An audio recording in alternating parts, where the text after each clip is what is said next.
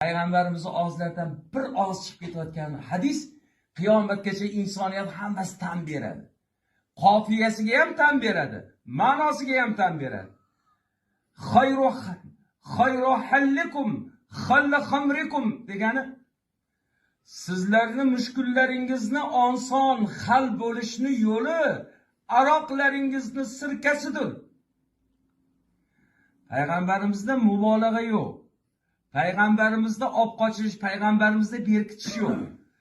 Sizlarni problemanglarni, sizlarni muammoinglarni eng oson hal bo'lishi, eng yaqin, oson, qulay, arzon hal bo'lishi aroqlaringizni sirkasidir. Sirka bo'lishdan oldin birinchi aroq degan etapdan o'tar ekan. Xamir degan etapdan o'tar ekan. Ana undan keyin sirka bo'lar ekan. Bu bir, ikkinchisi.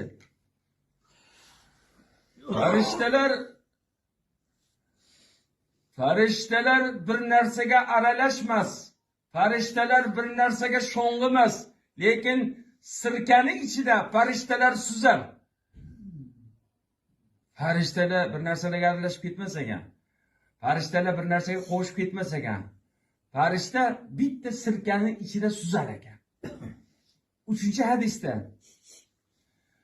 qaysi xonada Payg'ambarimiz og'zlaridan bir og'iz chiqib ketayotgan hadis qiyomatgacha insoniyat hammasi tan beradi. Qofiyasiga ham tan beradi, ma'nosiga ham tan beradi. Xayru hallikum xalla xamrikum degani sizlarni mushkullaringizni oson hal bo'lishni yo'li aroqlaringizni sirkasidir. Payg'ambarimizda mubolag'a yo'q. Payg'ambarimizda olib qochish, payg'ambarimizda berkitish yo'q.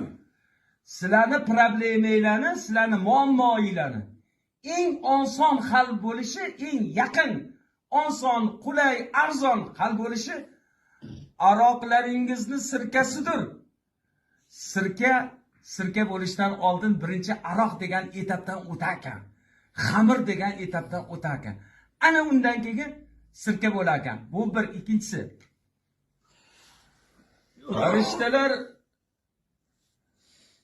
Farishtalar bir narsaga aralashmas.